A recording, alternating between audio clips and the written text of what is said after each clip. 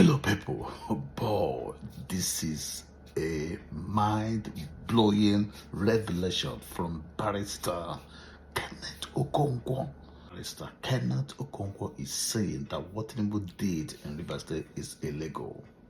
He said it is null and void, that he declared martial law to grab power from a democratically elected governor of a state. Watch the video.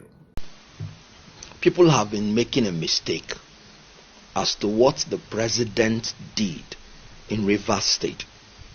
With profound respect to everybody that has been talking, the president did not declare state of emergency in Rivers State. The president declared a martial law in Rivers State. And I want you to understand the difference. The state of emergency is recognized by our constitution and has given the president the power to declare state of emergency under certain conditions. The Nigerian Bar Association, led by its president, has made it clear that none of those conditions has been fulfilled to warrant the declaration of state of emergency, meaning that the purported declaration is not a state of emergency. The Supreme Court is very clear. In the case of Attorney General of Bendel State and Adeyo, he said any act of governance not covered under an enabling law is a nullity. So there is nothing like state of emergency in what President Bola Ahmed Tinubu did. Why? Because state of emergency does not, even if the situation has arisen, does not include the removal of elected representatives of the people. The Constitution is very clear. In Section 1, subsection 2, that Nigeria shall not be governed or any part thereof by any persons except in accordance with the Constitution. Where is it in the Constitution where it was stated that Nigeria or any state should be governed by a sole administrator? None. So what the president did is akin to what the president of South Korea did when he declared martial law and wanted to remove the elected representatives of the people. The legislature moved in immediately, including the members of the party of the president, and removed the president himself for declaring martial law and intending to remove elected representatives of the people. That is a coup against the federation. The president of South Korea is awaiting trial for doing that, even his own party. So what the legislature is expected to be thinking about doing is removing Tinubu for declaring a martial law on a state, a federating unit, and trying to rule that state, to rule the military through sole administrator, not contemplated by our constitution. So what Tinubu has done, can't you see? And let me explain the more. He usurped even the power to make law for that state. He said the sole administrator can make regulation. Regulation is part of law, because regulation is a subsidiary legislation that derives its validity from a statute. So he usurped it through a decree, not our law, that the sole administrator can make law, and that he, Tinubu, and his cabinet will be the one to authorize the law, usurping the power of the legislature. That is treason. That is trying to govern Nigeria or a part of it in a manner not contemplated by the Constitution. Now, Tinubu suspended numerous sections of the Constitution in order to make his declaration. No state of emergency authorizes the government to suspend any provision of the Constitution.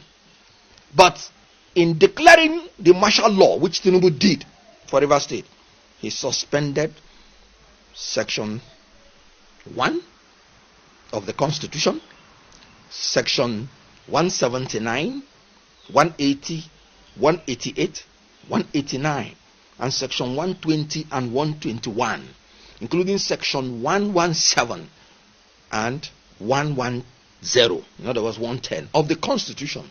He suspended these several sections of the Constitution in order to make that declaration. That cannot be declaration of a state of emergency. What are these constitutions, provisions of the Constitution talking? You cannot govern Nigeria outside elected member of the representatives of the people. That is what these sections are saying. And these sections enumerated the methods that you can use to remove a member of the House of Assembly or the governor. 1, by death, by resignation, by removal through impeachment, by permanent incapacity, and expiration of term. And for the House of Assembly member, by recall. That is the summary of all these sections that I have enumerated. So the president suspended these sections and wanted to rule Rivers State by decree, because he has already usurped the power of the legislature.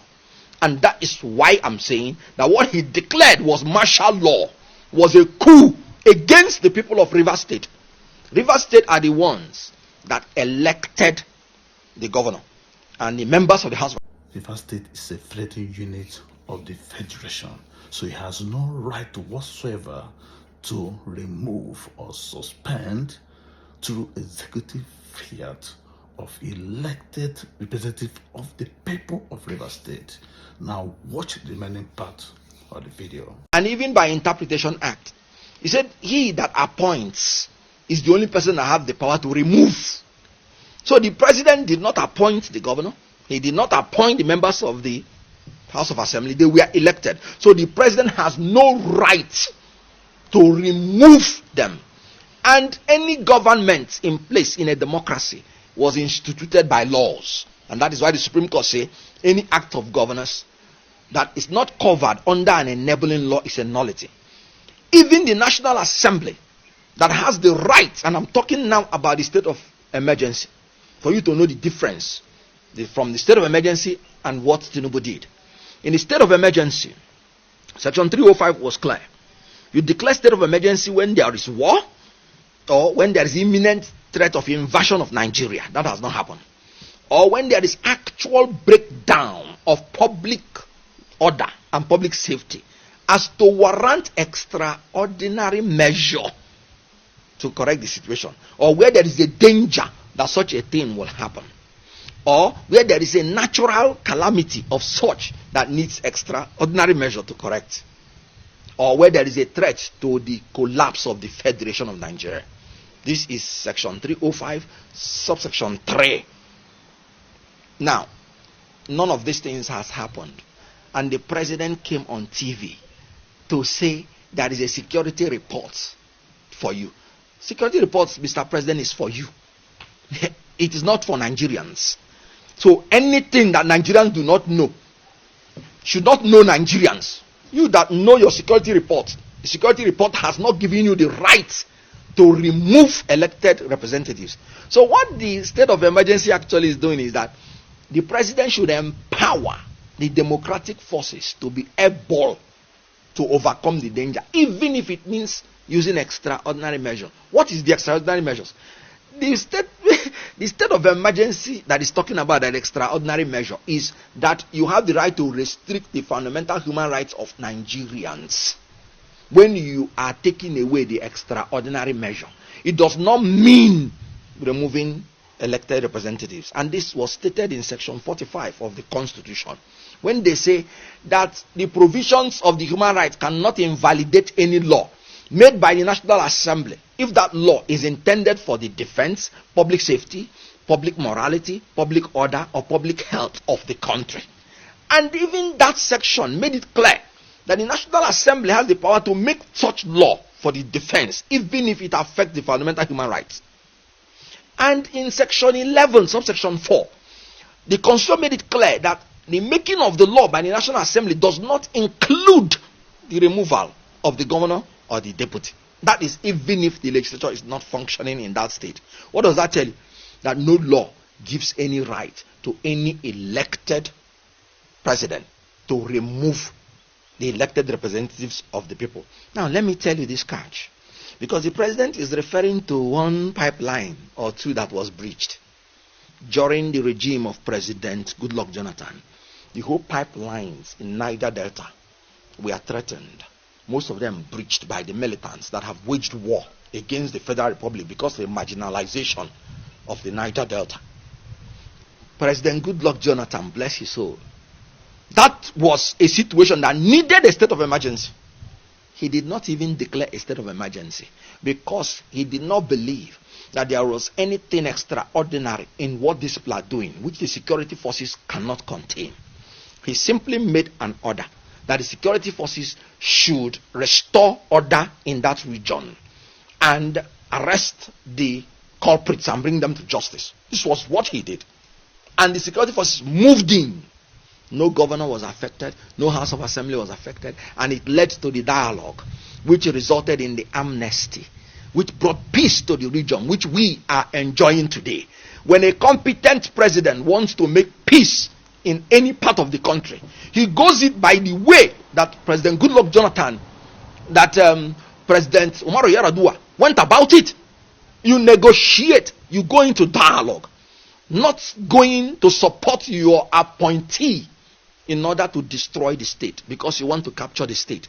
That is why it is not a state of emergency that he's doing, because Yar'Adua, faced with the problem in the entire Niger Delta, which breached all the pipelines, which brought war against the Federal Republic, did not even declare a state of emergency. And the president is telling you apprehension, there is tension, not that is anything actual, no evidence. So that is one. Secondly, when Goodluck Jonathan was faced with invasion, insurgency by a terrorist group called Boko Haram that has taken over local governments and 3 states were under threat, Goodluck Jonathan rightly declared a state of emergency and did not remove any governor, did not remove any elected representative of the people. Why? Because he was not declaring martial law, he was declaring state of emergency. And he took out that situation. I remember when Boko Haram, before the election, in 6 weeks, he wiped them out. Why he declared the state of emergency is to let the people know your movement might be curtailed. So don't come and quote for us freedom of movement. You should not come out in so time because stray bullets can catch you. And then if stray bullet catches anybody, you can't go to court and say the person was killed. That is the essence of the state of emergency. Your fundamental human rights could be involved. Now, let's go to Obasanjo. Because Obasanjo was the only leader that removed some governors during the state of declaring state of emergency, which of course the courts now have ruled illegal. But one thing Obasanjo did, he did not use it as an instrument of power grab. Obasanjo never declared or removed any elected representative in the opposition party. It was only PDP members, his own party, that he removed. And there was another governor that had the same security problem in another party. Obasanjo refused to remove him because he knew that it would be interpreted as power grab. Obasanjo wrote a letter of warning to that governor. When Tinubu was governor, there was security problems in Lagos. Obasanjo restrained himself from declaring state of emergency in Lagos. I still remember it was Dele Alake that came out on TV and told Obasanjo, the security in Nigeria is your duty, not the duty of Tinubu in Lagos. And that if security had failed in Lagos, it is your failure, not the failure of Governor Tinubu. And you cannot declare a state of emergency in Lagos because of security failures. Because security is the exclusive reserve of the federal government. Because all the instruments and apparatus of the armed forces is commanded by the federal government. The state has no power because they don't have any police. And Dele Alake made it plain to Obasanjo. When I met Dele Alake, when we were in the APC, in one function, I went to him and said, Dele, remember that thing you did during Tinubu's regime. You confronted Obasanjo and told Obasanjo he cannot declare a state of emergency in Lagos. Dele said, yes. We talked about it. I said, Dele, you did the right thing. And I congratulated him. He is there today. He told me that